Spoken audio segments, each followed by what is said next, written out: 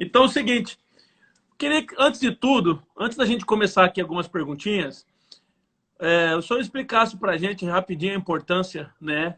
Talvez tem pessoas aqui que de níveis diversos, né? Muitas pessoas como nós que fizemos as escolas do Verbo da Vida, mas também pessoas talvez que nunca conhecem esse assunto escatologia, né? O estudo dos últimos dias.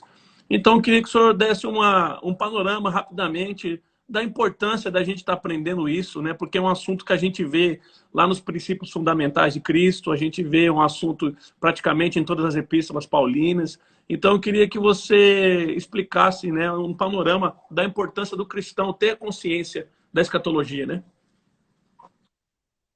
Ok, é isso mesmo. É bom a gente trabalhar a importância, né, do tema, né, escatologia, e aqui eu queria apresentar, né, algumas razões, né, porque é importante a gente ter conhecimento a respeito desse Uhum. assunto, mas no geral eu gostaria de apresentar que escatologia é o estudo das últimas coisas, né, das profecias relacionadas ao fim. Então, vai tratar sobre escatologia, vai tratar sobre o arrebatamento, vai falar sobre a tribulação, sobre a segunda vinda de Cristo, sobre os eventos relacionados ao fim dos Uhum. tempos. No meio teológico, a escatologia ela é dividida de duas formas, né? A escatologia individual e a escatologia geral. Escatologia individual lida com o que acontece com cada indivíduo no momento da morte. Por exemplo, quando a pessoa morre, para onde Certo. ele vai? Se ele serve ao Senhor, ele vai para qual condição? Ele tem consciência ou não tem consciência? Está acompanhando aqui ou não? Está dormindo? Então, todas essas questões é estudado na escatologia individual. E existe a escatologia cósmica ou geral, que lida com os eventos de abrangência Uhum. mundial. Por exemplo, o arrebatamento, né, será um evento que não ocorrerá em uma Sim. localidade específica, mas tem uma abrangência mundial. Ou a tribulação também não será só em Jerusalém, será sobre toda a terra. E assim acontece com os eventos de abrangência mundial. Então, quando a gente estuda esse tema, escatologia, em teologia, ele está dentro da teologia sistemática, né? E quando a gente trabalha sobre o fim dos tempos, sobre o final dos dias, a gente aprende que é um assunto que está em toda a palavra de Deus. De Gênesis a Apocalipse tem escatologia. Olha uma coisa interessante. Eu trabalho aqui nesse livro, no Surpreendidos pela Eternidade, que nós encontramos 1845 referências acerca do fim Uau. dos tempos, né? Sendo 1527 no Antigo Testamento e 318 no Novo Testamento. Uma outra verdade é que apenas 3 livros do Novo Testamento não falam sobre a segunda vinda de Cristo. E um outro dado importante é que quando a gente soma todo o conteúdo do fim dos tempos, a gente consegue extrair tanta riqueza e tanta informação que é impossível você ser um pregador da palavra de Deus e não tocar no tema Isso. escatologia. Então, você citou, né, o senhor citou no início isso, que Hebreus capítulo 6 fala sobre, nas doutrinas básicas, né, que são Uhum. citadas lá, fala também de 2 doutrinas relacionadas ao fim dos tempos. Né, Hebreus 6, do verso 1 ao 2, lá fala sobre ressurreição Uhum. dos mortos e juízo eterno. Então, são 2 doutrinas que correspondem ao fim dos tempos também. Então, eu gosto de uma fala de um homem de Deus, o John MacArthur, que ele diz algo interessante. A escatologia ela é importante, número 1, porque é palavra de Deus. Então, se está na palavra de Deus, nós devemos estudar, nós devemos pesquisar. E Pedro diz que se alguém fala, fale segundo os Sim. oráculos de Deus. Então, se é palavra de Deus, devemos estudar, não devemos Amém. fugir. E por fim, uma outra razão que eu gosto de citar é que não há distância entre a cruz e o fim, entre o Calvário e as glórias futuras. Muitas pessoas pensam que a obra redentiva de Cristo e a escatologia são eventos distintos, mas na verdade a cruz é Sim. escatológica. Existe escatologia na cruz. E quando a gente associa essas coisas, a gente consegue transmitir o evangelho colocando escatologia. Até porque a gente fala que Céu e o Senhor inferno. Jesus quer salvar a vida das pessoas e garantir a vida Exato. eterna para elas, não é isso? Ou a perdição eterna, se elas não se converterem ao Senhor. Então, de fato, existe escatologia em toda a Escritura, em toda a palavra de Deus. Portanto, é importantíssimo a gente estudar acerca do fim dos tempos. Então, a ideia da cronologia dos eventos finais a gente pode dividir em 8 eventos ou em 4 eventos para facilitar. Eu gosto de apontar os 4 eventos que termina facilitando para o pessoal que está nos acompanhando. Certo. Então, quais são eles? Número 1, o próximo evento que nós aguardamos como Igreja do Senhor é o arrebatamento da igreja. Certo. 1 Tessalonicenses, capítulo 4, versos 16 e 17, Paulo fala, né, que os mortos em Cristo ressuscitarão primeiro e nós, os vivos, que pertencemos ao Senhor, seremos arrebatados para o encontro do Senhor nos ares. Número 2, haverá um período tribulacional aqui na Terra, quando um líder se levantar, chamado Anticristo, e fizer um acordo com muitos durante 7 anos, dará início à tribulação. Então, certo. O próximo evento será os 7 anos tribulacionais. Número 3, será a segunda vinda de Cristo após a tribulação. Mateus 24, do verso 29 em diante, fala que logo em seguida a tribulação daqueles dias, o Senhor virá, né, as estrelas dos céus cairão do firmamento e tal, os poderes serão abalados, então aparecerá o sinal do Filho do Homem. Então Jesus certo. Voltará após após a tribulação. E depois haverá a implantação do reino milenar terrestre do Senhor Jesus Cristo. Então, 4 eventos aqui resumindo. Número 1, o arrebatamento. Número 2, a tribulação. Número 3, a segunda vinda de Cristo. Sim. Número 4, o reino milenar do Senhor Jesus Cristo. Bom demais. Esses 8 se encaixariam nesses 4? Eles se encaixam nesses 4? Na verdade, são sub-eventos e a gente acrescenta mais 2 eventos aí. A gente coloca, no caso, depois do reino milenar, a gente coloca o juízo final e a criação de um novo céu e de uma nova terra, chamado estado eterno. Novo estado, isso. O estado definitivo eterno, né? Isso. E o sub-evento é porque, após o arrebatamento, a gente tem o Tribunal de Cristo, que é um evento de julgamento para a igreja, para recompensar ou não os salvos da igreja. Uhum. E tem também as bodas do Cordeiro, que é uma simbologia do casamento de Cristo e a igreja. Que então eu coloco esses eventos. Enquanto o pessoal está aqui na tribulação. Isso mesmo, isso mesmo. Será o arrebatamento, será o julgamento, o Tribunal de Cristo? Então, a sequência seria a seguinte, né? Número 1, arrebatamento da igreja. Uhum. Número 2, Tribunal de Cristo. Número 3, bodas do Cordeiro. Aqui na Terra, tribulação. Depois, segunda vinda de Cristo após a tribulação. Depois, reino milenar. Juízo final. Estado eterno. Estado eterno. São os 8 eventos que eu aponto de uma forma mais detalhada. E ainda existem sub-eventos dentro desses, mas já são coisas que irão acontecer dentro desses eventos, entendeu? Sim, entendi. No caso da tribulação, a gente aprende que... você me corrige, tá? Tudo que eu falar aqui, você pode me corrigir, tá bom?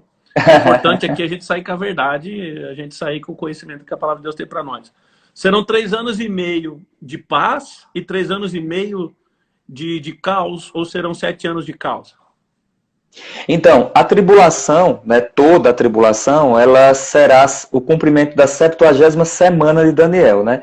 Eu não terei tempo de expor tudo isso, mas serão semanas de anos. Então, uma semana corresponde a 7 dias, você substitui 7 anos. Certo. Então, a tribulação vai durar 7 anos, toda a tribulação dura 7 anos, porém a tribulação, ela recebe, os primeiros 3 anos e meio, ela recebe um título dado por Jesus de princípio das dores, que será um período de aparente paz.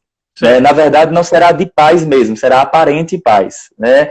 Por que aparente paz? Porque surgirá um líder mundial, né, propondo paz e acordos para tentar solucionar alguns problemas de guerras, mas será um período que já vai ter 7 selos, né, já vai ter juízos sendo derramados durante a terra. E a segunda metade da tribulação, ela é chamada de grande tribulação, né, que Jesus fala em Mateus 24, verso 21, que quando, do verso 15 em diante, ele diz que quando o templo fosse profanado, o abominável da desolação estivesse lá, os judeus deveriam fugir, porque seria um tempo de grande tribulação como nunca houve e nem haverá jamais. Então, basicamente, a tribulação, os 7 anos, refere-se tudo à tribulação, tudo à ira de Deus, Ok. Só que a gente encontra intensificando como se fosse um parto, né? Uma mulher perto de dar à luz, que é o exemplo que Jesus usa. Bom demais, bom demais. Alguém perguntou se a questão do anticristo é uma pessoa ou é um reino, ou em ele sendo uma pessoa, o anticristo ele já vai estar aqui na Terra antes de Jesus voltar. Ele não vai ter tempo dele nascer, crescer e desenvolver durante os 7 anos de tribulação, né? Então, vamos lá, vamos por partes, né? Se tratando do anticristo, né, o homem da iniquidade, né, o filho da perdição, ele vai ser alguém que, segundo Paulo fala em 2 Tessalonicenses, ele receberá poder de Satanás para agir como anticristo. Então é importante a gente saber o quê? A Bíblia fala que é um homem da iniquidade, filho da perdição, então é um homem. Okay. Agora, é um homem que também fará acordo com nações, então ele vai ter acesso também a sistemas, né, a reinos, a povos, a nações. Okay. Então será um líder, né, a Bíblia trata ele como um líder político e militar, né, interessante isso, e um líder religioso será o falso profeta, né, e aí monta a ideia de um cenário ideal para convencer as pessoas. Deixa eu só passar algo interessante aqui. Sim. Todas as tribos, todos os povos, todas as etnias, o que mais consegue convencer as pessoas são esses 3 pilares. Olha que coisa interessante. A política, as forças militares e a religião. Isso é o que domina todos os povos. Até os povos que aparentemente não acreditam em Deus, eles não começaram assim. Eles começaram crendo, né, em alguma divindade e depois eles foram para o ateísmo ou algo semelhante. Mas são os 3, é o tripé de toda a sociedade, a política, as forças militares e a religião. Portanto, o governo do anticristo terá esses 3 poderes apoiando ele no geral. Ele será um líder político porque ele fará aliança com nações. Ele será um líder militar porque ele juntará exércitos para guerrear contra Israel. Sim. E ele terá o apoio de um líder religioso porque será feito sinais e prodígios de mentira, como que milagres. Então, terá esse contexto também. Ele não pode se manifestar, na verdade, o espírito do anticristo já atua desde a era apostólica, desde os primeiros apóstolos ali, que é toda a oposição a Cristo. A gente vê nas cartas de Paulo, né? De João. Isso mesmo, o Pedro, João fala isso. Então, mas assim, a pessoa do anticristo ainda não se manifestou, porque a Bíblia trabalha a ideia de algo ou alguém que está retendo ou detendo a manifestação dele. Sim. E nós entendemos na escatologia rema, no verbo da vida, que esse algo ou alguém é a igreja pelo poder do Espírito Santo. Oh, de forma que quando a igreja sair da terra, o anticristo terá a autorização para poder agir como o anticristo. Exato. Outro ponto também é que eu não posso dizer que, por exemplo, algumas pessoas falam assim, será que ele já nasceu? Eu tenho que ter cuidado para eu não cair naquela ideia da predestinação, né, de dizer que Deus predestinou ele para ser anticristo. Né, aí teria alguns problemas quanto a isso. Mas o que é importante é que, por exemplo, pode ser qualquer pessoa que receba depois o poder de Satanás para se tornar anticristo. Então, não necessariamente nasceu o anticristo. Entendeu a ideia? Entendi, total. A influência, né? A influência isso vai mesmo, haver, vai acontecer, mesmo. As características que ele terá, nós vamos saber. E é o que você falou, o espírito do anticristo já está aqui, né? É isso mesmo, é essa a ideia. Então, um outro ponto aqui também interessante é que a Bíblia trabalha algo legal. Por exemplo, a palavra do Senhor diz que nós, a igreja do Senhor, nós temos autoridade sobre todo o poder do inimigo. Cristo falou, né, eis aí que vos dou autoridade para pisar escorpiões, né, serpentes e escorpiões, contra todo o poder do inimigo. Jesus falou também, ide por todo mundo, prega o evangelho, vocês devem expulsar demônios. E assim, olha que legal, não tem como conciliar igreja e anticristo junto. Por quê? Porque o anticristo se manifestará segundo a eficácia de Satanás, Paulo fala. A Bíblia fala que a igreja tem poder sobre Satanás. Então, se o anticristo fosse manifestar com a igreja aqui, a igreja ia deter ele, né, ia impedir o avanço dele. Fato que nós não encontramos quando nós lemos Apocalipse, do capítulo 6 em diante. Logo, a igreja que impede o avanço dele será retirada da terra, porque a igreja é a luz do mundo, nós somos o sal da terra, por meio do Senhor Jesus Cristo. E Jesus Então, disse, essa eu é vou uma... edificar a minha igreja e as portas do inferno. Exatamente, os portões do inferno não prevalecerão contra ela. Então, não tem como conciliar essas duas coisas. Bom demais, bom demais. Essa questão, eu lembrei agora do filme Deixado para Trás. Sim, sim. Porque é bem chocante. Não sei se o senhor já tem conhecimento, com certeza, do filme, né? Sim, sim, eu conheço a série Deixado. Eu tenho uma série aqui em livros também. Né? Dessa questão de todo mundo vai desaparecer, né? Em Coríntios fala que nós seremos transformados, né? Quem está morto vai ser vai passar pela ressurreição dos mortos, né? Uhum. Nós vamos ser, que estamos vivos, seremos transformados. E esse livro é muito interessante. Esse filme é interessante do livro, que as pessoas vão sumir, né? E já vai começar daí um estado de caos no mundo. E esse talvez seja uma boa oportunidade para um líder já começar a se levantar para tentar unir e trazer essa paz, né? Isso. O filme Deixados para Trás e a série Deixados para Trás, né, contribuiu para que o povo tivesse uma curiosidade, mas, de um outro lado, também terminou transmitindo uma escatologia com algumas deficiências. Uhum. Em que sentido? Pode perceber que, geralmente, nesses filmes, o pastor é quem fica. Eu não vou ficar, não. Ai, Jesus. E o outro ponto também é que parece aludir a um arrebatamento parcial, né? E nós não cremos em arrebatamento parcial, né? Nós cremos que todos que foram salvos e regenerados pela obra redentiva de Cristo, eles irão subir. Por quê? Porque na redenção já estava incluso o arrebatamento. Sim. Né? Como eu sei disso? Né? Algumas pessoas pensam que arrebatamento é recompensa para crente que está fazendo alguma coisa. Não. Arrebatamento é obra da graça de Deus. Vou dar um exemplo aqui. Né? A ideia de recompensas está associada a galardão, mas o arrebatamento, Paulo falou algo interessante. Em Efésios capítulo 5, no verso 25, Paulo diz assim: maridos, amai as vossas esposas como Cristo amou a igreja, né? E a si mesmo se entregou por ela, olha que coisa interessante, para apresentar a si mesmo igreja santa, gloriosa, né? Sem culpa, sem mancha e sem defeito. Aí veja, Cristo morre pela igreja para apresentar a ele mesmo a igreja. Então, quem morre pela igreja é Cristo. E quem apresenta? Ele. Então, o arrebatamento é a conclusão da redenção, né, que se deu no nosso espírito, mas em breve se dará também no nosso corpo. Nós seremos redimidos, Paulo fala de uma redenção para o corpo. Sim. Nosso corpo será transformado da mortalidade para a imortalidade, e então nós voaremos, né, para um encontro do Senhor nos ares. Eu tenho um poema, pastor, que eu digo assim: estamos ante ao amanhecer de um encontro. Encontro, sim, um encontro de amor, um encontro de glória, com quem eu sei, com o Rei da Glória. O local eu também sei, nas nuvens, mas quando, não sei. Pode ser hoje, pode ser agora. Maranata, que venha o meu Rei. Aleluia, bom demais. Top, top. Saulo, falando da ressurreição, será que você conseguia... Vamos esquecer dos outros eventos e falar da ressurreição. Será que tem como a gente colocar uma linha de tempo para as ressurreições? Porque nós temos, né? Eu queria que dessa vez você começasse desde dos santos do Antigo Testamento para falar a ressurreição dos que morreram crendo na promessa, né? No estágio que nós estamos hoje. Né? Antigamente nós sabemos quem ia para o seio de Abraão, tinha divisão, a gente vê pela história de Lázaro.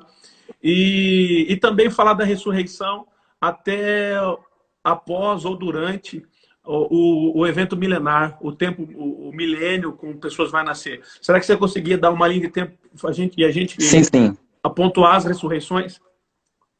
Então vamos lá, apresentar aqui uma ordem nas ressurreições. Primeiro, a gente precisa fazer uma distinção de ressurreição milagrosa e ressurreição eterna. Sim. Ressurreição milagrosa é quando uma pessoa morre e ela é ressuscitada e volta a morrer novamente um dia. Novo, né? No caso de Lázaro, né? No caso de a filha de Jairo e outras pessoas que ressuscitaram em uma ressurreição corpórea normal.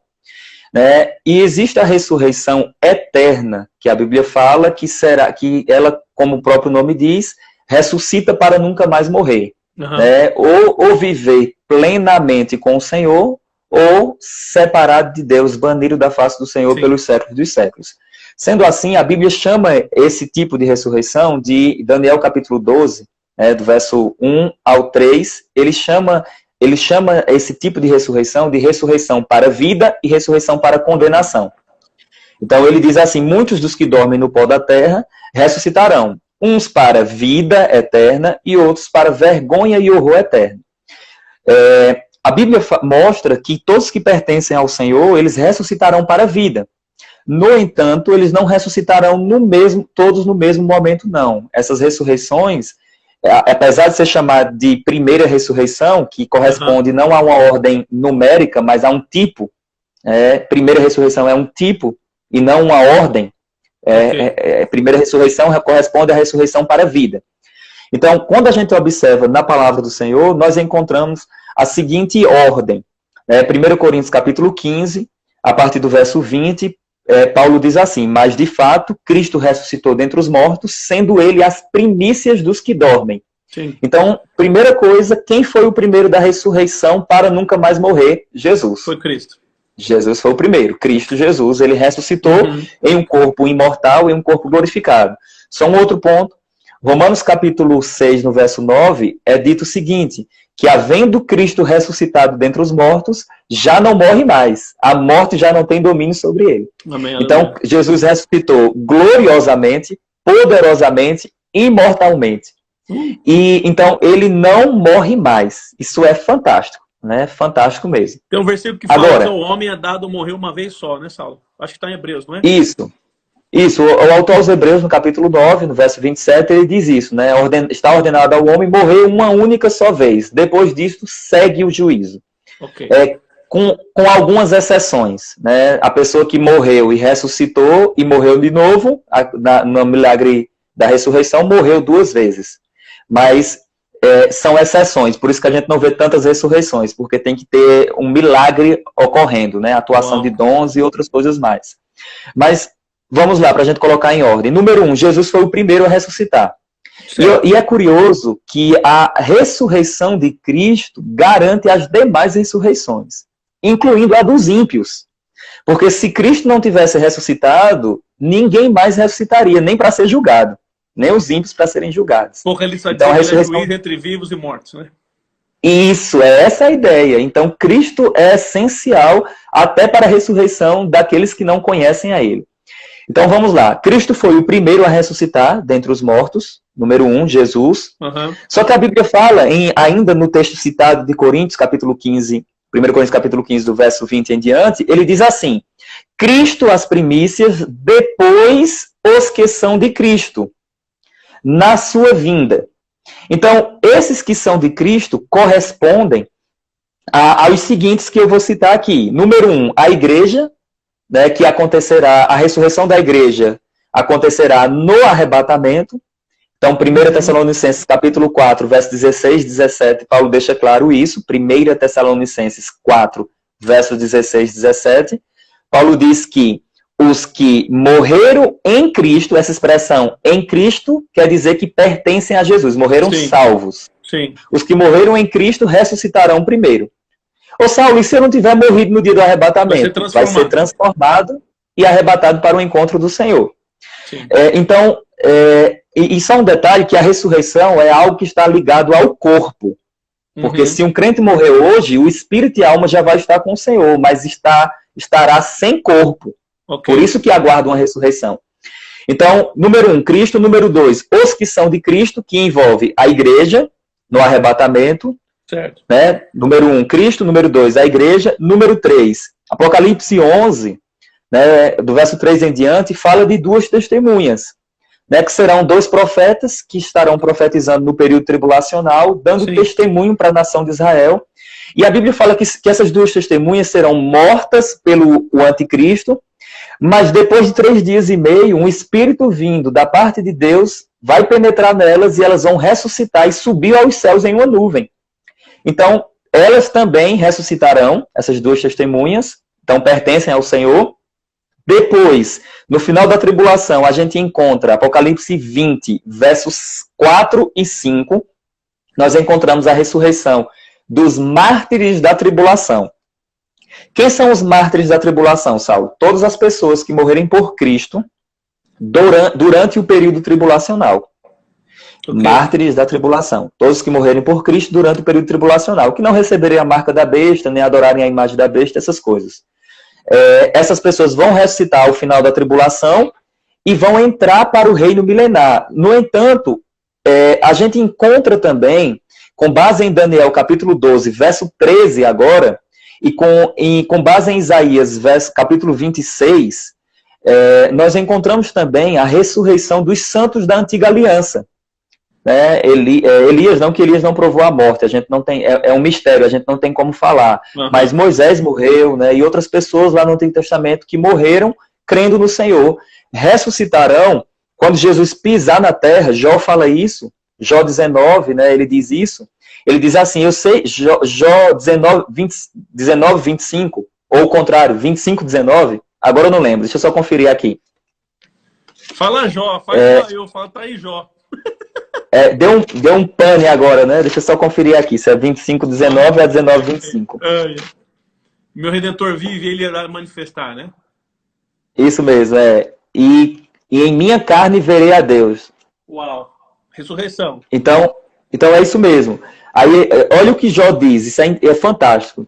Você olha aí antes de Salmos, aí você tem Jó 19, verso 25. Jó 19, 25. Okay. Ele diz, porque eu sei que o meu Redentor vive e por fim se levantará sobre a terra, depois, revestido este meu corpo da minha pele, em minha carne verei a Deus. Agora, olha que coisa legal, Jó já morreu, mas ele disse que a pele dele, né, seria revestida e na carne dele ele veria Deus. Uau. Então, quando Jesus voltar com todos os seus anjos e com a igreja e pisar aqui na terra, Jó vai se levantar, os santos do Antigo Testamento se levantam e verão a Deus. Né? E vê-lo-ei por mim mesmo, ele diz, né? Os meus olhos o verão. Glória a Deus. Lindo. Então, os santos do Antigo Testamento ressuscitam e todo esse grupo que ressuscitou para a vida reinarão com Cristo durante os 1000 anos. Okay. Saulo, apenas esses reinarão? Não. Quem se converter durante a tribulação, né, que não morrer, que se converter durante a tribulação, entrará no reino milenar em corpo natural, que vai estar lá também, e nós estaremos reinando juntamente com os demais. Depois, essa é a ressurreição para a vida. Então nós temos Cristo, a igreja, as duas testemunhas, os santos da antiga aliança e os mártires da tribulação. Depois dos 1000 anos, Apocalipse 20, verso 5, fala assim, que os demais não ressuscitarão, até que se completem os 1000 anos. Os demais correspondem aos ímpios. Os ímpios, depois do reino milenar, ressuscitarão, eles serão sustentados pelo Senhor em um lugar que não será nem céu nem terra. Pode verificar que o texto diz assim, sumiram-se os céus e a terra, e não achou-se lugar para eles. E vi os mortos, os grandes e os pequenos. Agora, olha a arrogância dessas pessoas. Elas já estarão condenadas, mas elas estarão ressurretas agora diante do Senhor e só estarão sustentadas porque o Senhor vai sustentar. Estarão sustentadas pela glória do Senhor e o Senhor vai julgar uma a uma conforme as suas obras e vai aplicar a sentença. E a Bíblia finaliza dizendo que os ímpios, todos quantos não estavam no livro da vida, foram lançados para dentro do lago de fogo e enxofre, onde padecerão tormento eterno. Então, assim, a compreensão dessas coisas, né, e aqui você tem duas ressurreições, a para a vida, que tem esse grupo todo que eu citei, e a para a condenação, que corresponde a todos os ímpios. Isso deve transmitir para nós, pastor, a ideia de nos levantarmos como uma voz evangelizadora, né, para alcançarmos um número máximo de pessoas, porque pessoas estão se perdendo e nós podemos influenciar na eternidade das pessoas anunciando Cristo. Uhum. Bom demais. Então ficou Jesus, a igreja. Isso. É interessante que a gente aprende do mistério do tempo da igreja, né? Que muitos profetas não viram esse tempo. E parece que, de certa forma, o pessoal do Antigo Testamento, eles não vão participar desse tempo da igreja, né? Eles vão entrar, que Jesus voltar, né? Assim como Jó disse, Mas até lá, a gente que está nesse tempo, né, os gentios, na sua maioria, iremos estar com Jesus na boda do Cordeiro e vamos voltar. Aí eles vão ter essa ressurreição. Né? Eu acho Isso mesmo, é porque essa diferença. Tem uma coisa interessante, né? Em nenhum momento eles são chamados de igreja. Uhum. Em nenhum momento eles são chamados de corpo de Cristo. Uhum. Agora, a partir do momento... olha que coisa interessante. Só há corpo porque existe cabeça, que é Jesus. É a lógica. E é interessante que Jesus é o cabeça porque ele ressuscitou e está sentado à destra do Pai nas alturas. E nós cremos nele, nós participamos, nós somos o corpo de Cristo, né? Nós estamos conectados ao corpo.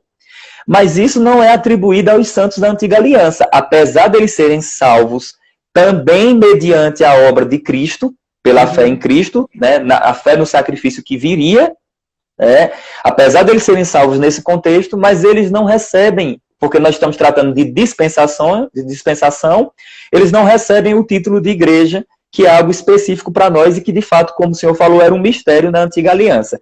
Um outro ponto legal também a ser citado é que isso aqui é fantástico.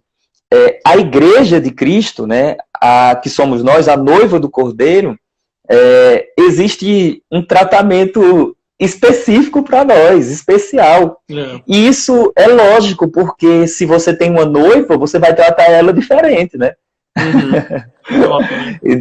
Do que em comparação às outras pessoas. Então, assim, um erro. Qual é o erro que existe? Muitas pessoas, eu já ouvi pregadores falando isso. Que na antiga aliança as pessoas eram salvas pelas obras, e na nova aliança as pessoas são salvas pela graça. Não, isso não pode ser verdade.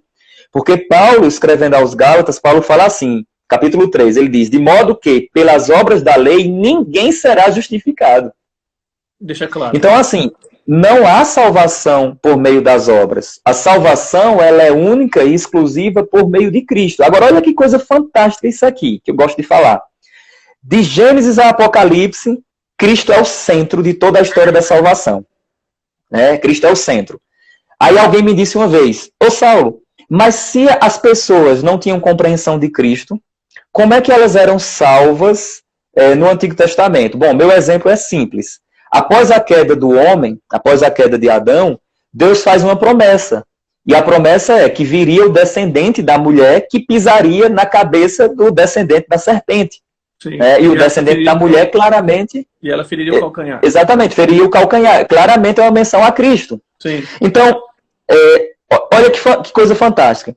Se nós temos cartão de crédito, se nós usamos cartão de crédito no nosso dia a dia, a gente sabe que a gente passa o cartão agora, desfrutamos de algo, mas só será pago depois. Então, assim acontecia na antiga aliança. Era a ideia de passava o cartão, eles já desfrutavam de algo, mas só seria pago depois. Que seria na obra redentiva de Cristo. Por que eu preciso falar isso? Porque Davi fala assim, Senhor, não retires de mim a alegria da tua salvação. Então, Davi era salvo, gente. Então, assim, ele não tinha, né, a plenitude do Espírito Santo que nós temos hoje e tal, tudo isso, mas existia essa ideia do cheque pré-datado ou do cartão de crédito, né, algo que aguardaria. É por essa razão que Davi fala, né, que nos Salmos está escrito, Salmos capítulo 49, verso 15, é dito assim, um dia, olha que texto fantástico, um dia o Senhor remirá a minha alma do poder do mundo dos mortos, pois ele me tomará para si. Uau. É por essa razão que nós cremos que quando Cristo morre, ele não vai diretamente para o céu. Né? Muitas pessoas confundem, porque Jesus fala assim, Pai, em tuas mãos eu entrego meu espírito. Aí as pessoas falam, tá vendo? Jesus foi direto para o céu. Mas veja, entregar nas mãos do Senhor não é necessariamente ir para lá. É confiar. Né? Eu gosto de dar uma aula, quando eu estou em sala de aula, eu gosto de dar o seguinte exemplo. Né? Eu pego, sei lá, minha Bíblia, meu iPad, e eu digo assim, olha, esse objeto aqui está nas mãos de vocês. Quer dizer que está nas mãos de todos os alunos? Não, está aos cuidados de todos eles. Agora, por que Jesus falou isso? Porque havia uma promessa que o Senhor não deixaria o corpo dele provar corrupção, nem a sua alma ficaria no Hades. Então, Jesus, quando morre, ele desce ao Hades. Né? Ele vai ao seio de Abraão. E ele leva aquelas pessoas que estavam lá, que acreditavam nele da antiga aliança, para estarem com ele após a ressurreição. É por isso que nós cremos que o texto de Efésios 4:8, que fala que ele levou cativo o cativeiro, é possível que seja uma menção a isso, a ele levando essas pessoas presas com ele, aqueles que estavam presos, para o céu. De modo que hoje os santos da antiga aliança estão lá nos céus, ainda em espírito, não ressuscitaram, e todos que morrem hoje da igreja, que pertencem ao Senhor, também já vão estar com o Senhor em uma condição espiritual. E quando a gente... Não, bom demais. Vamos parar por essa ressurreição, que a ressurreição é top. E vamos seguir um pouquinho... É top das galáxias. Não é? Eu poderia, pastor, ficar falando aqui só sobre a condição do nosso novo corpo, né? É algo que enche meus olhos. Mas se a gente for falar só sobre a condição do novo corpo, eu investi 34 páginas só para falar sobre isso. Né? Então, de fato, é muita coisa. Uma coisa que a gente precisa ter em mente. Paulo fala em Filipenses capítulo 3, verso 20 ao 21, que nossa pátria está nos céus, de onde também aguardamos o Senhor Jesus Cristo, o qual transformará o nosso corpo de humilhação para ser igual ao corpo da sua glória. Yes. Então, o nosso destino é ter um corpo semelhante ao do Senhor Jesus Cristo. Ou seja, um corpo que não morre, um corpo glorificado, mas um corpo também que poderá comer. Não é não? Aleluia! É por isso que a gente vai cear. Eu falo para o pessoal que Jesus ressurreto, né? Ele fez um churrasquinho de peixe. A Bíblia fala que ele chamou os discípulos chegaram e já estava lá pão e peixe na brasa e Jesus... E outro evangelho diz que ele tomou mel, né?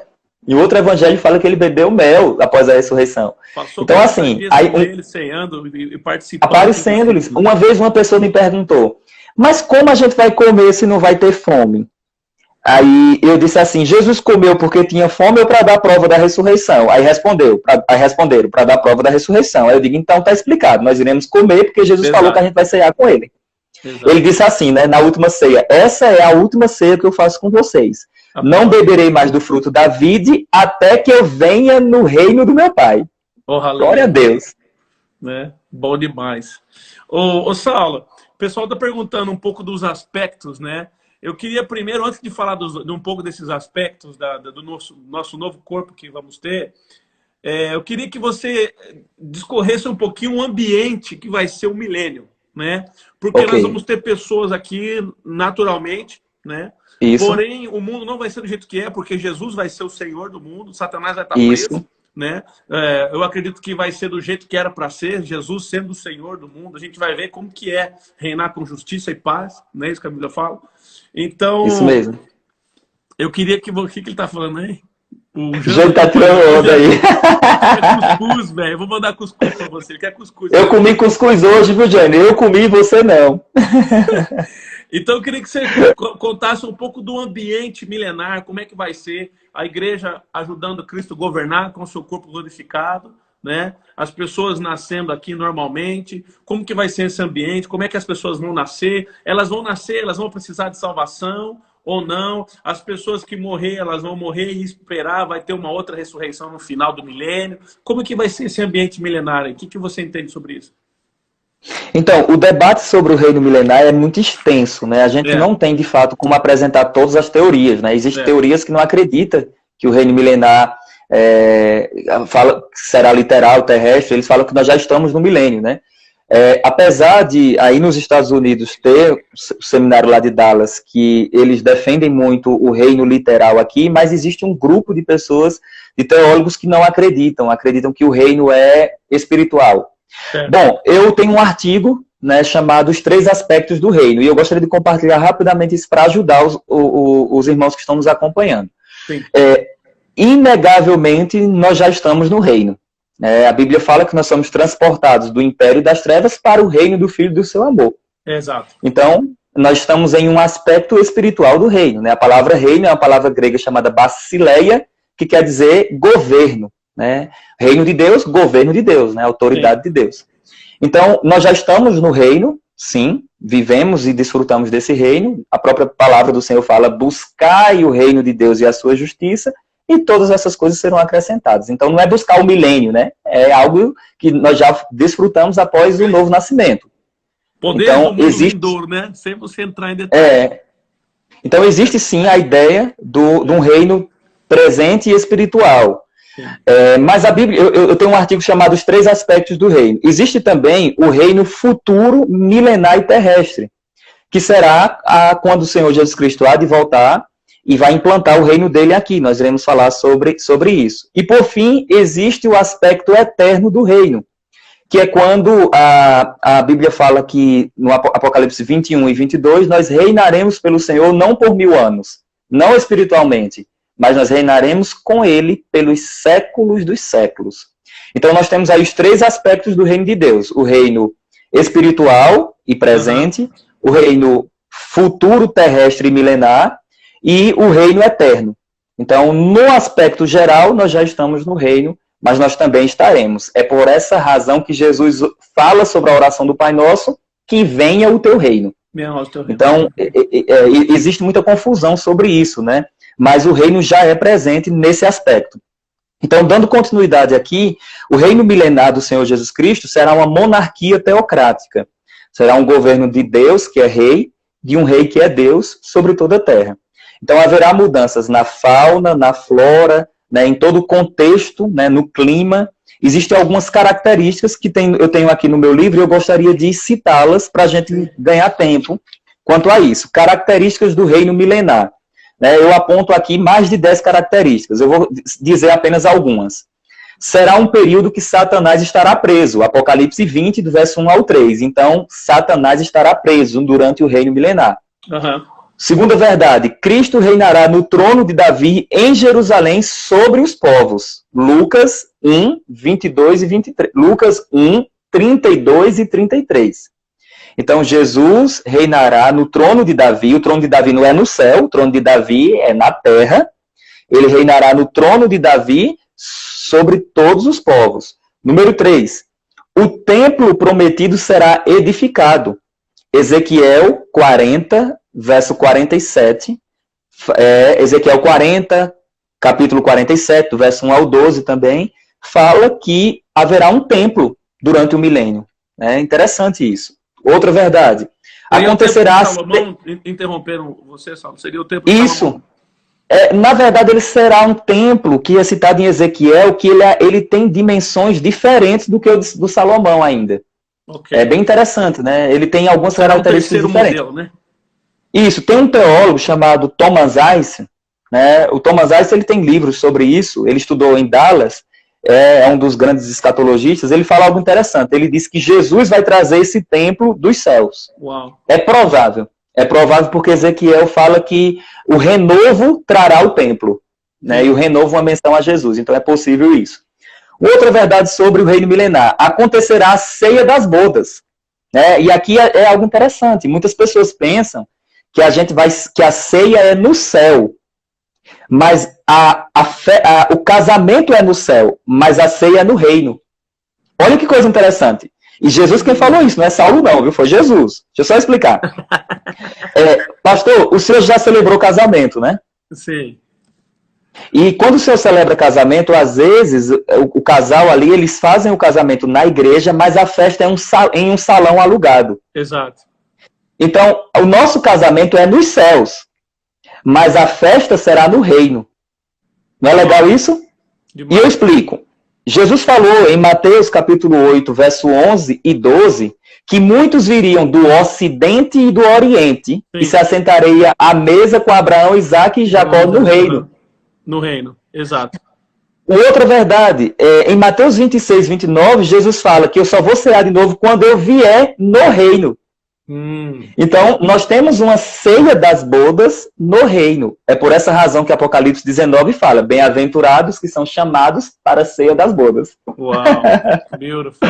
Então, fantástico. Então, o reino milenar será um grande banquete que nós desfrutaremos com o Senhor aqui na terra. Fantástico isso. Uau. Uma outra verdade para a gente ganhar tempo. Haverá paz entre os animais. Aqui é curioso, né? Que o pessoal pergunta, vai ter um animal no reino? Vai sim. Isaías 11, verso 6 ao 9, e Isaías 65, verso 25, fala de lobo habitando com cordeiro. Ora, lobo come cordeiro. Mas a Bíblia fala, no meu grande monte o lobo habitará com o cordeiro. Uau. Outra verdade, a Bíblia fala que o leão comerá palha. E aí o Senhor citou que será como o início. De fato, será como lá no Éden. E aqui diz o leão comerá palha. Gente, leão não come palha, leão come carne. Mas a Bíblia mostra, Isaías 65, 25, que o leão comerá palha. Então haverá paz entre os animais. Eu acho fantástico isso. Top. E para a gente ganhar tempo, só mais dois aqui para fechar. Será um tempo de justiça. E aqui eu gostaria de fazer um comentário. Apesar de já estarmos num aspecto do reino em que a justiça, a paz e a alegria predomina, justiça, paz e alegria predomina no Espírito. No Espírito, sim. Isso, mas isso não acontece no lado natural. Então, quando nós olhamos para os governos, para os povos, nós encontramos injustiça, sim ou não? Sim. Total. Nós não encontramos paz, porque existe algo que está conectado. Só pode existir paz se tiver justiça. Por que não existe paz nas nações? Porque não tem justiça. Os povos são injustos. Se tiver justiça, vai ter paz. É por essa razão que a Bíblia fala, justificados, pois mediante a fé, temos paz com Deus. Então, para ter paz, tem que ter justiça. Agora, o reino de Jesus Cristo, haverá paz sobre toda a terra, porque será um reino de justiça. Não haverá faltas no governo do Senhor. Não haverá corrupção no governo do Senhor Jesus Cristo. Então, será o Messias Jesus reinando de Jerusalém sobre todos os povos. Vai ser glorioso. E por fim, olha, isso aqui é surpresa, viu? E por fim, haverá uma unidade linguística. Uau! Se alguém pensa que eu estou inventando isso aqui, não. Sofonias, capítulo 3, verso 9. Sofonias 3, verso 9. Lá fala de uma só língua sobre todos os povos. Uau. Então, haverá uma língua... para nós, por gentileza, Saulo? Sim. Sofonia. Sim. Deixa eu só pegar aqui. Tem pessoa que nem sabe o que é sofonia também. É uma sanfona, né? Uma sanfona. Só nordestino sabe o que é sanfona, aleluia. Olha o que diz. Então eu darei lábios puros aos povos, para que todos invoquem o meu nome e me sirvam de comum acordo. Uau. Uma só língua, um só lábios. Um só lábio. Glória a Deus. Então, uma só linguagem. Isso mesmo. Então, isso acontecerá durante esse período do reino milenar. Então, é por essa razão que nós temos que ter expectativa, né, no futuro reino do Senhor Jesus Cristo. Agora, como eu digo, a escatologia ela não pode ser algo apenas que está no campo da teoria e de algo teológico apenas. Não, isso já tem que afetar a nossa vida hoje. Sim. E como é que a escatologia afeta a nossa vida hoje? Ora, se existem tantas coisas gloriosas me aguardando, eu vou pregar o evangelho para que o número máximo de pessoas aprendam também. Né? Meu irmão citou aí, brincando sobre qual língua será. De fato, existem artigos teológicos que eles falam que seria o hebraico, né? Outros falam que seria aramaico. Bom, nós não sabemos, né, qual língua será. A Bíblia não diz, né? Existem teorias. Mas, de qualquer forma, vai ser um só idioma, vai ser uma só língua. Porque a gente tem que lembrar que a confusão das línguas foi uma maldição. Sim, lá em Babel. A confusão das línguas não estava no plano da redenção, no plano original. Uau. Então, tudo voltará como no início. Uau. Então, eu gosto de dizer que o nosso futuro é muito semelhante ao nosso princípio. Top. Então, vai ser glorioso. Então, vamos lá. Quem participará desse reino? Quem participará? Os povos do milênio podem ser divididos nessas duas classes, os glorificados e os não glorificados. Né? Quem são os glorificados? Todos que participaram da primeira ressurreição ou foram transformados por ocasião do arrebatamento. E aí, Cristo estará lá glorificado. Ô Saulo, é possível um glorificado conviver com um não glorificado? Sim.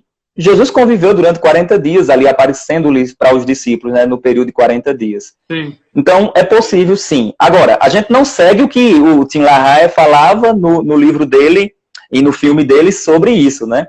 Ele disse que um glorificado casou com uma não glorificada. Não. Após a glorificação, não já era essa questão do vínculo, né, de casamento, essa coisa toda. Né? Não encontramos isso. Sim.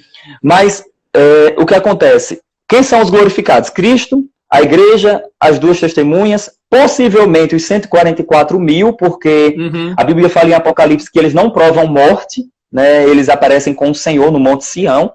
Então, possivelmente 144 mil judeus. A gente tem aí também os santos do Antigo Testamento e os mártires da tribulação. Então, esses são os grupos, esses correspondem aos possíveis glorificados, com exceção aí, eu falo possíveis, com exceção de 144 mil, que não há um texto claro que diga isso.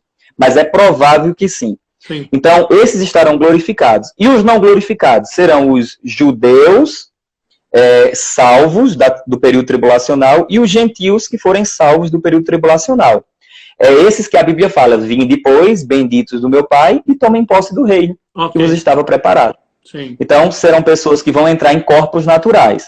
Agora, no reino milenar só entra salvo. Então, a gente já anula aquela ideia de que vai ter algum ímpio no reino milenar. Não, só entra salvo. Mas tem um detalhe, esses salvos, eles viverão mais, porque Satanás estará preso, né, não haverá mais a influência de Satanás, mas eles ainda estarão em corpos naturais. Então, eles vão ter filhos, vão se multiplicar, vão ter filhos, e os filhos nascerão debaixo do governo de Jesus.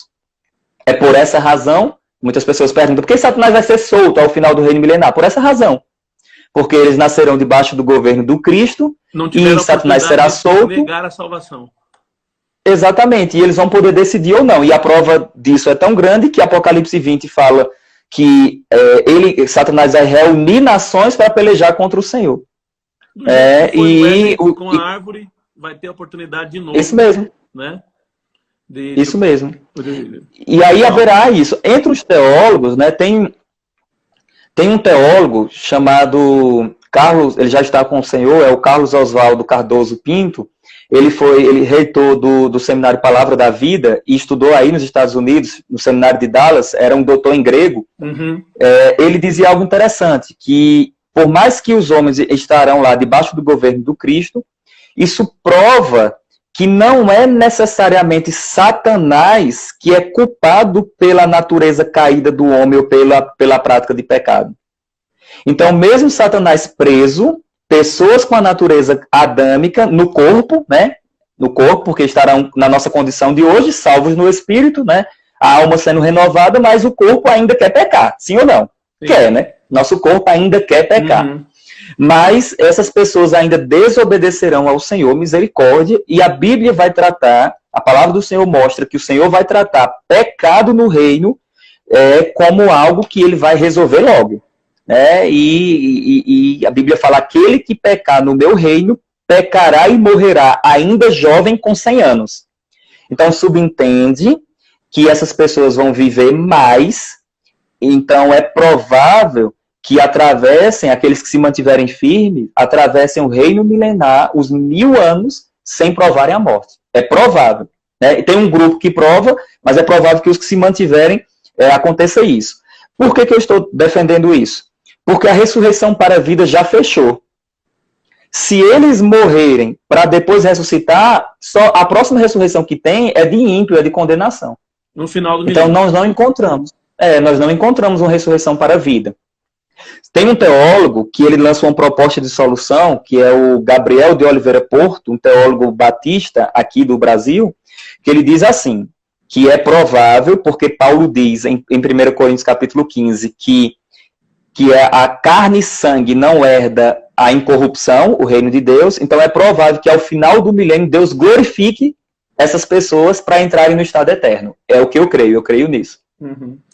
Esses salvos, eles seriam glorificados para entrar no estado eterno, porque o estado eterno, nosso corpo não aguenta, a pessoa tem que estar numa condição glorificada. Tem que estar preparada. Deixa eu só dar um esclarecimento pessoal, Sal, que é assim, tem coisas Sim. que é nítido, claro, provado pela Bíblia, né? E nós acreditamos no simbolismo, mas também acreditamos na interpretação literária do que a Bíblia diz. E tem coisas, né, como esses detalhes, que a Bíblia não é clara, não tem um versículo apontando. Então, por isso que a gente faz a referência de um teólogo, né? Alguém que, de certa forma, por estudar a Bíblia, tem uma resposta lógica mediante aos outros princípios, né? Então, até o que foi estudado até agora, né? Até agora eles têm essas propostas de solução. Eu gosto de dizer assim, nem tudo você vai encontrar um versículo prova, mas você pode encontrar uma conclusão teológica.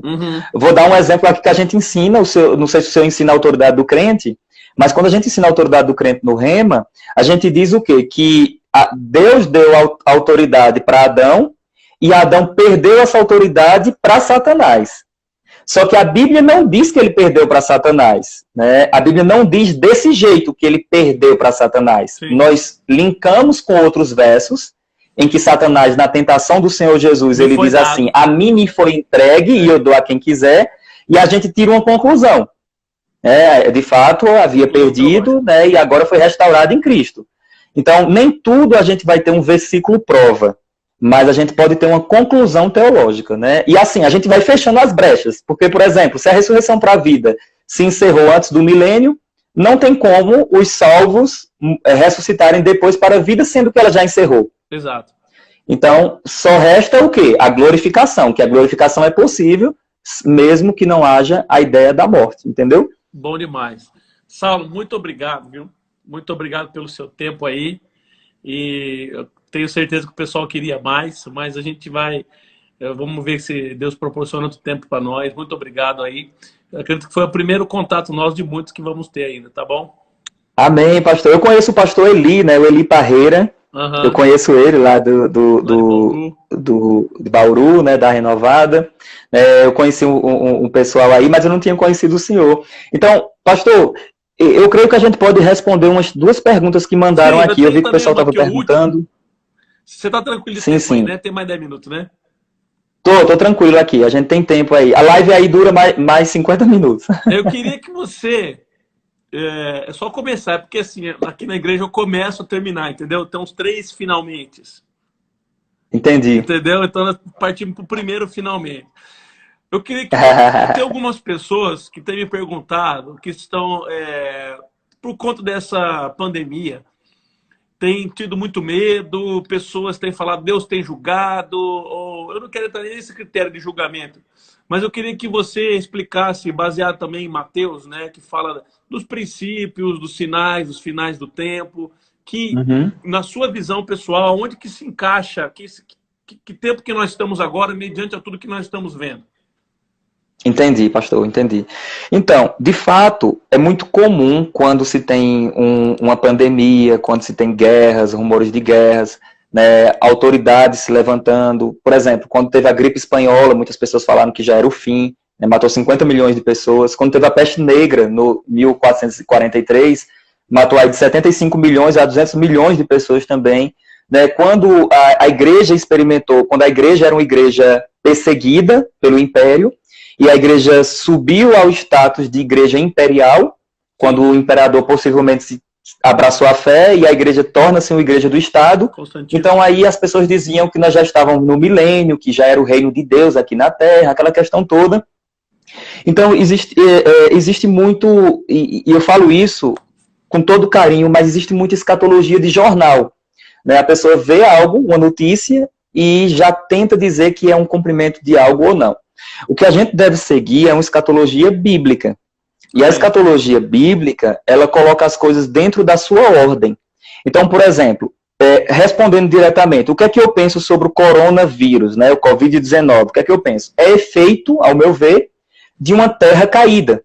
Então, quando Adão caiu, lá em Gênesis capítulo 3, Sim. verso 17, Deus falou, maldita é a terra por tua causa. Sim. Ela produzirá abrolhos e outras coisas mais. Sim. Romanos capítulo 8, do verso 19 até o verso 22, Paulo fala que a terra geme e suporta angústia até agora. Então, o que é que eu digo? O que a gente vê dessas crises, de epidemias, pandemias, ao meu ver, não é nenhum cumprimento de nenhuma profecia específica, mas sim está associado a uma terra gemendo porque está caída. É por essa razão que nós devemos nos levantar e pregar o evangelho, porque a tendência da terra é piorar durante o período da tribulação e depois é que vai melhorar quando Jesus voltar. Exato. Mas não esperem melhoras para a terra, né? Esperem avanço do cristianismo. Amém. Né? E o povo de Deus avançando. Então, assim, eu não caio nessas ideias aí do que o pessoal tem falado, que é julgamento de Deus, Deus derramando juízo, pela seguinte razão. Porque se é Deus que está derramando juízo, não adianta orar contra, nem ficar em casa, nem tomar remédio, porque operando Deus ninguém impedirá. Quem impedirá? Exatamente. Agora, se não é Deus e é efeito de uma terra caída e existe uma ação do mal, então, como igreja, nós podemos nos levantar para paralisar as obras de Satanás, para avançarmos. E o mundo que está falando de doença, a gente anuncia a cura que está em Cristo Jesus. Amém. Agora, se eu estou dizendo que é Deus que está fazendo isso, é complicado, por essas razões. Como é que as pessoas têm utilizado... salvar, né? Como é que haverá salvação? Exatamente. Pessoas têm utilizado, pastor, Isaías 26, verso 21 e 22, que é um texto que fala assim: vai, povo meu, né, entra na tua casa, entra no teu quarto, até que passe a ira, e depois você sai. As pessoas falam, tá vendo como está todo mundo em casa? É o cumprimento desse texto. Mas quando você olha o texto, eu gosto de uma fala do reverendo Kenneth Hagin, naquele livro A Questão Feminina. Para ele estava respondendo aquela questão se mulher pode falar em público, falar na igreja ou não. Uhum. E aí ele diz assim, gente, existe uma regra básica de interpretação, que o texto deve ser analisado dentro do seu contexto. Então, quando a gente observa, apesar de eu acreditar em figuras de linguagem, tipologia, só que a tipologia, que está muito associada a um tipo de profecia, ela tem que ser confirmada pelos autores do Novo Testamento. Não é eu não devo inventar isso. Por exemplo, quando alguém fala, lá no Antigo Testamento as serpentes abrasadoras representavam Jesus. Sim, mas como é que eu sei disso? Eu inventei? Não. Jesus falou isso. Assim como Jesus falou, assim como Moisés, exatamente. Por que o cordeiro representa Jesus? Porque João fala, o cordeiro de Deus, tira o pecado do mundo. Paulo falou que ele é o cordeiro pascal. Amém. Então, eu só posso utilizar, eu dou aulas de interpretação, né, e eu só falo que a gente só pode utilizar o que o autor bíblico usa. E não, eu não devo fazer isso. Saulo? Senão eu vou dar nomes ao que eu quiser, né? Sabe o que eu ouvi a pessoa falar? E cada um baseado no que o que quer. Olha essa daqui, pastor, para a gente responder essa de Isaías. Não tem aquele texto que diz que Jesus entrou em Jerusalém, Marcos capítulo 11, sentado em um jumentinho, não diz aquele texto? Sim. Que é para dar cumprimento à profecia de Zacarias 9:9, né, que diz, alegra-te, ó Sião, o teu rei vem sentado em jumentinho. Então, Marcos capítulo 11, verso 1, dá cumprimento a Zacarias 9:9. Okay. Aí o que é que eu vi? Um pregador, isso está na história do cristianismo, viu? Não estou falando de pregadores da atualidade, não, apesar deles utilizarem também, mas isso foi um pregador chamado Orígenes, né, lá no início do cristianismo. Ele disse o quê? Que o jumento que Jesus sentou para entrar em Jerusalém representava Paulo. Que levou Jesus para todos os povos. Uau, isso é bem simbológico mesmo, hein? Agora, veja só. Paulo levou Jesus para os povos? Levou. Isso é verdade. Mas não é esse o contexto da passagem. Até porque Jesus só entrou em Jerusalém, né? E não nas outras nações. Então começa a ter problema. E Paulo nem convertido era. Então, Isaías 26, Isaías 26 fala, se você ler o verso 1, responde a questão. Pode ler aí, fica à vontade, tá, Saulo? Eu que não quero pegar... O verso 1, eu vou citar, que eu lembro de qual. O verso 1 fala sobre o cântico para Judá. Então o texto está se referindo para a terra de Judá. Então nós somos a igreja do Senhor, a coluna e a firmeza da verdade. Nós não somos Judá. Né? Nós não somos Judá. Então o texto se refere aos judeus. É uma profecia do período tribulacional, que Deus vai proteger Israel, e depois Israel vai sair e vai clamar pelo Senhor, e o Senhor vai fazer justiça favorável a eles, e eles entrarão no reino. Entendeu? Saulo, então o pessoal faz aquela salada mista. Já que a gente está entrando aí um pouco caldo grosso nessa live, eu queria que você já passasse para o pessoal os princípios básicos de hermenêutica, que seria a interpretação, quem está falando, para quem que é, para quem não é. Vamos supor assim, como isso. Eu cristão, que sou uma pessoa normal, cristão normal, vou na igreja, leio um pouco a Bíblia, escuto meu pastor, como eu posso aprender a julgar, né? Se eu recebo uma notícia dessa, por exemplo, Isaías disse isso, aquilo outro. Como eu posso, quais são as ferramentas que hoje eu posso ver e falar, rapaz, acho que isso acho que isso não é. Porque esse foi um comportamento também que Paulo, né, ele celebrou os bereanos. Ele falou assim, foi muito bom o que vocês fizeram. Eu pregava e vocês iam para suas casas e vocês conferiam as escrituras. né? Isso Então, mesmo. se você poderia, em 5 minutinhos, 10 minutinhos, explicar esses princípios de hermenêuticas básicos que a gente pode usar hoje, não para sair julgando, né? Não para ficar com o caderninho falando, falou isso, tá errado, tá errado. Não para fazer isso. Mas para a gente também aprender a interpretar e ajudar os nossos irmãos, porque realmente, antigamente, eu vou entrar em outro assunto, depois você responde essa pergunta. Eu acho muito bom hoje que a nossa geração, o pessoal é muito ativo, o pessoal tem acesso à informação. Né? Antigamente você passava qualquer coisa, eles recebiam, acreditavam, não importa se estava na Bíblia, se não estava. Mas a gente precisa, então é bom essa atitude, a gente conferir, querer ver. Eu tenho o costume de dizer na igreja, presta atenção no que eu estou pregando, se está na Bíblia, você tem que aceitar. Se não está, deixa para lá. Amém? Então, assim, eu queria que você passasse esses princípios básicos de hermenêutica, de interpretação, que a gente pode utilizar para estar nos prevenindo, nos munindo de coisas que vão acontecer, que muita coisa vai acontecer ainda nesse mundo. É isso mesmo. Ok, então, como o senhor falou, pastor, o ponto essencial aí, que seria o primeiro princípio, é ler sua Bíblia. Leia sua Bíblia, medite, né? Eu vejo que o que acontece com muitas pessoas é que eles não gostam de ler a Bíblia. Eles gostam de ouvir outro pregar, né? Ouvir outro pregar, mas leia a sua Bíblia. Se você já lê a Bíblia, o Antigo e o Novo Testamento, já vai te ajudar muito na interpretação. Né? Leia a sua Bíblia. Agora, essas regras, elas não podem ser tratadas como se fosse uma autoridade objetiva, porque são regras que foram criadas por teólogos para poder facilitar na compreensão. Apesar delas terem fundamento nas Escrituras, a gente não pode tratar todas essas regras como se fosse autoridade objetiva. Então, a gente tem que ter cautela para a gente não ficar aí como delegado de igreja, né? Correto. O cara pregou um negócio lá, só porque ele não explicou todo o contexto, a gente vai falar mal dele. Não, a gente não pode fazer isso porque a gente tem que respeitar também as pessoas e trabalhar isso em amor. Mas o que acontece? Existe uma regra básica, que a número 1, leia sua Bíblia. Né? Uhum. A número 2 é que Bíblia explica Bíblia. Amém. Então, muito se você quiser ter uma compreensão de algo, não é você ir atrás do jornal para entender a Bíblia. É você deixar a Bíblia explicar. Então, a própria Bíblia vai trazer a explicação, vai fazer isso.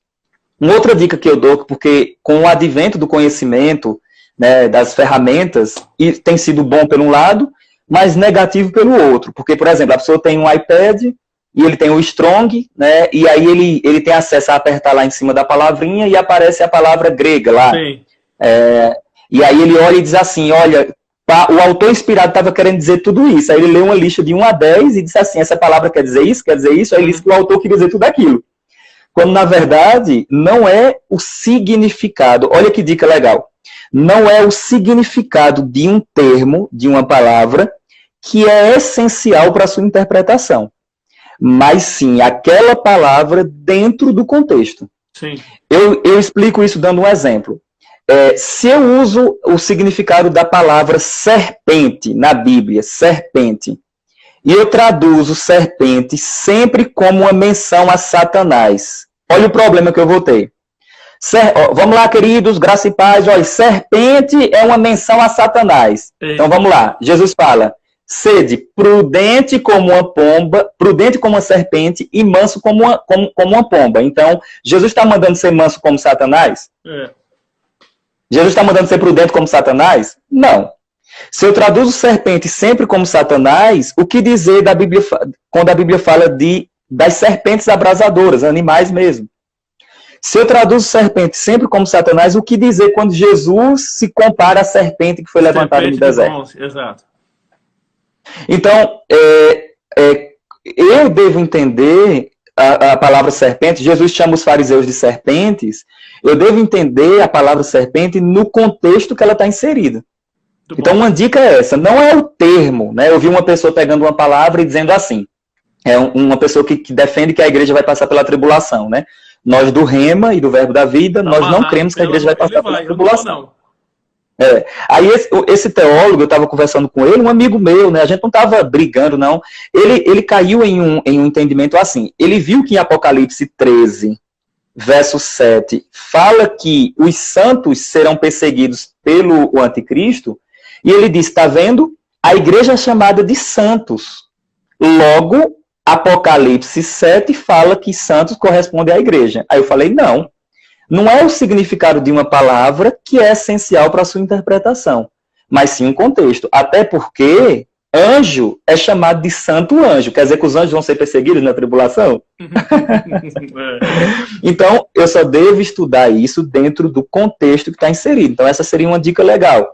Né? Não é apenas o significado de um termo, mas sim o termo dentro do contexto, ele deve ser analisado. Isso já vai facilitar muito quando você estiver diante de uma passagem analisando.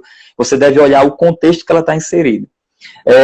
E uma outra dica de interpretação, pastor, que eu sempre gosto de estar compartilhando, né? Nesse livro aqui, O Surpreendidos pela Eternidade, eu apresento 10 dicas de interpretação. Aproveita, fala Mas eu gostaria... do livro aí, nessa live, que na primeira o senhor falou, nessa segunda, fala dos nomes do livro, aonde adquirir. Então, queridos, eu tenho 2 livros, né, 2 títulos, o Surpreendidos pela Eternidade, que eu falo sobre todos esses temas, que vai do que é escatologia até o estado eterno. Falo sobre marca da besta, anticristo, arrebatamento, tribulação, milênio, tudo isso que eu falei aqui e coisas mais, eu trabalho nesse livro e respondo a mais de 100 perguntas sobre escatologia. Né, no final de cada capítulo tem uma seção de perguntas que eu estou respondendo a essas questões. Então, e tem esse outro livro aqui, que é o Apocalipse de Cristo às 7 igrejas, que eu trabalho sobre as 7 igrejas do Apocalipse e faço um apanhado geral do livro. Vocês podem entrar em contato aqui pelas mídias sociais, que eu passo para vocês, né? Pode ser pela Amazon.com, as Americanas, né? Lá pela internet, se você pesquisar, você vai conseguir, aí mesmo nos Estados Unidos, conseguir comprar por lá mesmo. Depois por aí o senhor mesmo. me manda Então, os links, aí eu vou postar aqui pro pessoal, tá? Tudo bem, tudo bem. Então eu vou passar aqui algumas dessas dicas de interpretação. Eu chamo assim, dicas para uma interpretação saudável das Escrituras. Então, a primeira dica que eu falei é ler a sua Bíblia. A segunda é... interromper. Você tem um copo d'água aí? Sim. Você não deu um gole na água ainda. É que eu sou ruim de estar tomando água mesmo. Dá um golinho aí, eu tô preocupado que seja. Só uma hora sem beber água, bicho. Quer água de coco? Então, assim... O Jânio vai te levar aí. Jânio vai trazer aqui a água. Então, existe a ideia de você ler sua Bíblia, comparar Bíblia com Bíblia, né? E eu gosto de colocar aqui a seguinte regra. Eu vou só apresentar 2 para a gente fechar aqui essa parte. De início, leia sua Bíblia priorizando o método literal, crendo que Deus disse exatamente o que quis dizer. Amém. Então, se eu enviasse uma carta para o senhor, e na carta tivesse assim, pastor, eu desejo que o senhor viva bem. Certo. O senhor vai ler isso literalmente. O senhor não vai dizer assim, não, será que bem quer dizer outra coisa? Não. O senhor vai entender o método literal. Se você está dirigindo e você vê uma placa dizendo assim, proibido, né, virar à esquerda, né? Então você não vai dizer assim, será que essa placa está querendo dizer algo por trás? Não, ela está querendo dizer exatamente aquilo, proibido virar à esquerda. Então tem muita gente que quando vai para o texto, eles ficam procurando debaixo das letras um significado oculto, né, misterioso, que só os espirituais vão receber. A gente tem que entender que a Bíblia é a revelação de Deus para nós. Então, se está escrito, é Deus falando conosco. Então, de início, leia o texto literalmente, respeitando a intenção inicial do autor ali, o contexto dele. Agora, na Bíblia nós encontramos figuras, encontramos paralelos, tipologias, sim. Mas como eu vou saber se é uma tipologia ou não? A própria Bíblia vai me mostrar quando aquilo é uma tipologia. Uhum. Então você vai ler de uma forma comum e vai entender dessa forma, da forma que está escrita. Eu vi uma pessoa lendo uma vez aquele texto que diz assim, no princípio criou Deus os céus e a terra porém estava sem forma e vazia e disse Deus haja luz. Aí a pessoa disse assim, sabia que quando o Senhor falou haja luz, foi o exato momento que ele estava criando Jesus? O problema é que Jesus é Deus. Exato. E ele é incriado, ele não tem início. Não foi criado. Se fosse criado, teria início, teria começo. Seria um Deus menor, né? Mas ele não tem. A Bíblia chama ele de Ele é antes de todas as coisas. Tudo existe através dele, por ele e para ele. Era o verbo então, e ele estava com Deus, né? Era Deus. E era Deus, é essa a ideia. Então, uma outra dica aqui legal também é os diversos tipos de interpretação dependem exclusivamente do método literal. Então, se você vai fazer uma interpretação alegórica, se o texto levar para a interpretação alegórica, você vai, ou alguma figura, você vai depender do literal para isso. Exemplo, a mulher do capítulo 12 de Apocalipse. Muitas pessoas falam, aquela mulher é Maria, aquela mulher é a igreja, é isso, aquilo outro. Como eu vou saber qual é?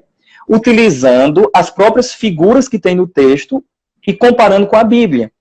E lá fala sobre sol, lua e estrela. E quando eu olho para o sonho de José, em Gênesis 37, sol, lua e estrela correspondia à nação de Israel, né, os irmãos de José, e os seus pais, que formariam a nação de Israel, as 12 tribos. Logo, a mulher do capítulo 12 representa a nação de Israel. Aí sim. Então, a gente deve utilizar esse contexto. E, por fim, a última dica aqui sobre isso é o estudo de parábolas, né? Muitas pessoas têm dificuldades para interpretar parábolas, né? Sim. E aqui eu coloquei a seguinte verdade. Se o texto estudado for uma parábola, geralmente as parábolas foram empregadas para dar respostas a questionamentos e devemos sempre procurar a verdade central transmitida em uma parábola em análise. Então, aqui, explicando isso de uma forma mais simples. Sim. Quando eu me deparar com uma parábola, eu não devo procurar dar nomes a todos os detalhes dela. Eu devo entender que aquela parábola foi utilizada para responder um questionamento de uma terceira pessoa ou da própria pessoa que está falando ali e que faz um questionamento e usa a parábola para responder. Eu vou dar um exemplo aqui. Usar algo Jesus para explicar algo espiritual. E olha uma coisa legal. Jesus estava conversando com os fariseus e os fariseus e Jesus chega para eles e fala assim: quem é meu próximo? Aí eles ficam naquela, né, esperando. Aí Jesus fala assim: certo homem, né, saiu de tal lugar, tinha os levitas, tinha os sacerdotes, e aí um homem estava na beira do caminho, veio um bom samaritano, acolheu aquele homem, colocou ele numa hospedaria, pagou 2 pequenas moedas, falou que daria mais moedas se fosse necessário. E aí o intérprete bíblico, ele não vai procurar dar nome a todos esses personagens. O fariseu representa o crente hipócrita, né? O que estava lá caído representa a nação, o gentio, né? O jumento representa o evangelho, o hospedeiro representa o Espírito Santo, a hospedaria a igreja. Não é essa a função da parábola. Como eu sei disso? Porque a proposta da parábola era só responder um questionamento: quem é meu próximo? Então, Jesus está mostrando que o próximo daquele homem foi aquele bom samaritano que o ajudou. É só isso. Então, quando a gente estiver diante de uma parábola, não é procurar dar nomes a todos os detalhes, a não ser que o autor bíblico dê, mas sim entender o contexto que ela está inserida e do que se trata no geral. Então, a ideia eu uso um exemplo para falar de uma verdade central. Então, às vezes o pessoal fica tanto com o exemplo e esquece que existe uma verdade por trás. E por fim, um outro exemplo que eu acho fantástico, pastor, é o exemplo da parábola do filho pródigo. É um texto bastante conhecido, meu irmão Jânio César tem uma pregação sobre esse tema, mas é um texto bastante conhecido. Por que a parábola do filho pródigo foi utilizada? Se a gente olhar o contexto, Jesus estava conversando com fariseus, Jesus estava na casa de publicanos e pecadores, chegam os fariseus e falam assim: este come com publicanos e pecadores. Aí Jesus fala 4 parábolas para falar por que ele estava fazendo aquilo. Uau. Ele diz, número 1, a parábola da ovelha perdida. Número 2, a parábola da velha. A parábola da ovelha perdida, a parábola da dracma perdida, a parábola da pérola perdida e a parábola do filho pródigo. Então, ele usa essas 4 parábolas para responder o seguinte: eu vim justamente para as ovelhas perdidas da casa de Israel. Os sãos não precisam de médicos. Os sãos, eu vim para os que estavam doentes mesmo. Então eu estou comendo com publicanos e pecadores, porque é eles mesmos que eu quero alcançar.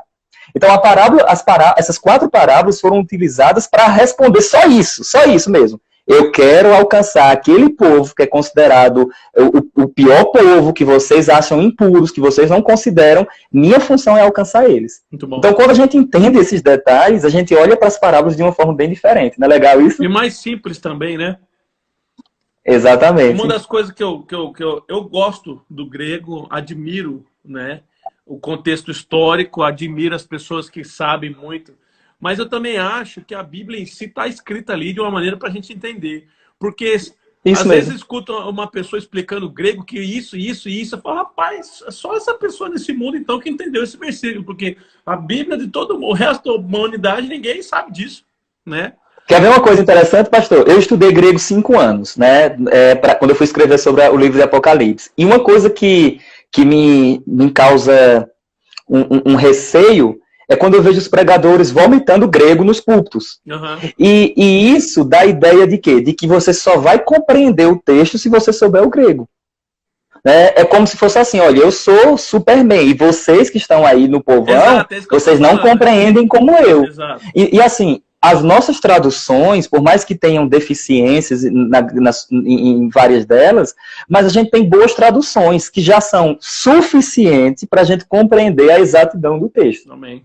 Então, eu não preciso estar naquela briga, né? O grego é bom quando você vai fazer exegese, quando você vai atrás de um estudo do texto que foi escrito, mas ele não é isso, mas ele não é essencial para você compreender o texto sagrado. Não é essencial. Né? Então, assim, às vezes eu vejo o pessoal fazendo isso, e eu fico olhando para o povo, às vezes, e eu fico dizendo assim, meu Deus, e quem não conhece grego? Então. Né? E aí a pessoa fala assim, meu irmão brinca, Jânio diz algo dizendo assim, a pessoa fala no original, né? Que original? Né? No original não tem isso. Que original? Que mulher é falso, né? Então que original? Então a gente tem que entender de uma forma mais simples. É que o pessoal complica, mas tem como a gente facilitar mais. Bom demais, Saulo. Tem alguma outra pergunta que você acha interessante acrescentar no pessoal? Então, eu gostaria de responder, o pessoal está ouvindo aí, acompanhando a gente. Pessoal, obrigado por estarem acompanhando aí 61 pessoas até agora. Eu queria responder aqui 2 perguntas que mandaram. Tem uma pessoa que mandou assim, mas os que estiverem transformados não terão a tendência de pecar, né? É verdade, no reino milenar, quem tem o corpo glorificado, na verdade, após a glorificação, será a conclusão da nossa salvação. Como eu falo, conclusão da nossa salvação? Da salvação do nosso corpo. Então, não haverá mais possibilidade de ser tentado, de pecar, dessas coisas mais. Deixa eu ver aqui uma outra que eu vi que alguém tinha mandado. O Jânio mandou uma do Trump. Deixa eu ver aqui. O Jânio é uma onda. Ele perguntou o cumprimento de 1 Reis 8:41, quanto o Trump foi, não sei o que lá, no Monte Israel. Não sei se ele tá... eu vi o pessoal falando isso. Eu entendo que não. Eu entendo que não foi o cumprimento de nenhuma dessas passagens. Gente mesmo. Eu vou fazer uma live então, com ele também. Tem um texto aqui que eu gostaria de... tem uma pergunta aqui que eu gostaria de responder. Uhum. Alguém perguntou assim, entrei agora. Então, a igreja passará pela grande tribulação? É a pergunta. Não, nós não cremos que a igreja passará pela tribulação. Né? Nós somos pré-tribulacionistas. O que é isso? São aquele grupo de teólogos, de irmãos, que acreditam que a igreja vai ser arrebatada antes da tribulação. E a gente utiliza alguns argumentos para isso. Né? Um texto famoso é Apocalipse 3, verso 10, que é dito assim, porque guardastes a palavra da minha perseverança, eu te livrarei da hora da tribulação que há de vir sobre o mundo inteiro. Amém. E um outro ponto é que 1 Tessalonicenses 1,10 é dito que nós aguardamos dos céus o Senhor Jesus Cristo, que nos livra da ira vindoura. Então, nós aguardamos o Cristo, não o anticristo. Quem vai passar pela tribulação aguarda o anticristo. Nós aguardamos o Cristo. Amém. Isso mesmo. Bom demais. Glória a Deus, glória a Deus. Glória a Deus. Então é isso mesmo. Sucesso. Saulão, muito obrigado, tá? Ficamos aí 1h35 praticamente. O Instagram não aguentou tanto conteúdo que caiu. Tô brincando. Nós ficamos 1 hora, depois conectamos de novo. E eu queria te agradecer. Queria aproveitar você. A Paula tá pedindo, recita seu poema sobre a morte. Pera aí, então, Sala, vai lembrando do poema, aí você já deve estar lembrando. Eu vou mandar para você, querido, que tá... Hoje, na verdade, é o nosso culto aqui, né? Seria o nosso culto aqui em Orlando. Eu sou pastor aqui do Verbo da Vida Orlando, e para nós tem sido uma bênção, para mim tem sido uma bênção particular estar aqui nessa igreja maravilhosa. Então, estamos com bastante membros conectados aí, e também alguns seguidores do canal do canal do Verbo Orlando e também do Saulo. Mas eu vou mandar aqui para você o link para a gente estar tirando uma oferta, se você sentir no seu coração, tá? Você que é da igreja, você já sabe os canais, eu vou estar disponibilizando para você no Instagram, através do PayPal. paypal.me, Verbo da Vida. Eu vou estar postando aqui para você agora, tá? Se você quiser, entra aí, pode dar uma oferta. A gente vai estar com certeza abençoando também o Saulo com esse conhecimento, né? Como é que se paga um conhecimento desse? Não se paga, não tem como, né? A gente só dá uma oferta, a gente só dá uma semente mesmo, porque Deus é maravilhoso, né? Então, pastor, eu ouvi uma frase do meu irmão uma vez, lá no Rio de Janeiro, eu estava com ele, e ele disse assim, não é errado você querer ser bom ou ser o melhor naquilo que você faz. Ele disse, o errado é você pensar que é. Sim, isso mesmo. Então, isso faz o quê? Motiva você a se dedicar, né, a buscar a palavra do Senhor e procurar cada dia mais se esmerar nesse assunto. Por exemplo, eu tenho aqui mais de 100 livros de escatologia e eu leio sobre o tema todos os dias. Uhum. Eu estudo sobre o tema todos os dias. Então, vale a pena a gente estar estudando. Então, enquanto o senhor vai colocando aí o link, não sei se o senhor colocou, eu vou ler o poema aqui na íntegra. Lê o poema para nós encerrar com chave de ouro aí. Aleluia, aleluia. Pastor, foi muito bom o contato com o senhor, viu? A Paula Bahia é uma bênção também, mulher de Deus. Rapaz, eu sou empresária aí, viu? Foi só o começo, viu? Fiquei muito feliz, foi muito bom. A gente dá para ver que você realmente tem muito conteúdo e gosta, tem unção para isso. A gente quer abençoar de ter pessoas como você para o corpo de Cristo. Queria aproveitar e te animar, falar, o que você precisar, a gente está orando, declarando as portas abertas, caminhos alargados para você correr, para o seu dom crescer no Evangelho, no corpo de Cristo, dentro do Verbo da Vida. Nós sabemos que esse conhecimento não tem valor, né? A gente acabou de falar. É isso mesmo. Conhecereis a verdade vos libertará. E a Bíblia fala para a gente ter, né, saber como defender a nossa fé, saber como manejar bem a palavra da verdade. Então eu oro para que você seja levantado mesmo em altos patamares, para que a palavra seja proclamada, em nome de Jesus. Amém, é isso mesmo. O pessoal aí que está acompanhando, sejam bem-vindos, Deus abençoe vocês. Tem um pessoal entrando aí, meu amigo André Luiz, que é um escatologista apaixonado, né? Ele está citando aí meu poema sobre a morte, mas não é esse não, é outro que eu vou citar, né? Eu tenho um poema enorme, o nome do poema é O Dia em que a Morte vai Morrer. Mas existe um outro poema aqui, que é sobre o arrebatamento. Eu digo o seguinte: estamos ante ao amanhecer de um encontro. Encontro, sim. Um encontro de amor e de esperança e alegria. O local eu sei. Com quem, também sei. Mas quando? Não sei. Pode ser hoje. Por que não agora? Maranata, que venha o meu rei. Aleluia. Bom demais. Deus é fiel. Gostaram, pessoal? Deus é bom. Glória a Deus, Deus é bom. Então, obrigado mais uma vez, tá? E a gente com certeza espera e aguarda numa próxima oportunidade, e a gente vai estar junto em breve. Amém, pastor. Deus abençoe o senhor mais e mais, todo o seu povo aí, e eu estou à disposição. Qualquer coisa é só falar aqui com o vaso magro que vos fala. Fica tranquilo, você não vai ganhar do Jânio não, tá? Ganho não tem jeito não. Ele pesa mais do que eu, mas ele é mais magro. Não é possível. Porque ele é maior, né? Ele é maior. Cara, tá certo. Carregado, tô brincando. Eu benço. Valeu, então. Amém. A paz Glória a Deus, então. Em breve. Deus permitir. A paz do Senhor. Amém. Em nome de Jesus. Até mais. Tchau, pessoal. É isso aí, irmãos. Bom demais. Obrigado pelo seu tempo. Vamos estar avançando aí, pessoal do Verbo Orlando. Deus, tenho certeza que foi algo maravilhoso essa live para você, para nós. Como é bom, né, irmão? A gente poder se alimentar da palavra de Deus. Vamos estar conectados, avançando daquilo que Deus tem para nós.